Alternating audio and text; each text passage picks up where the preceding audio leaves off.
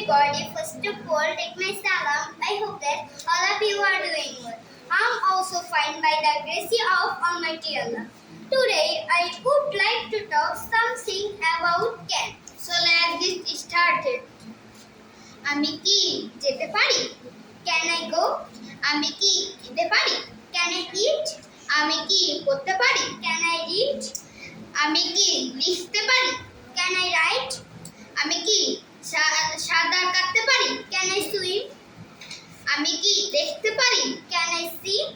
আমি কি খুলতে পারি? Can I open?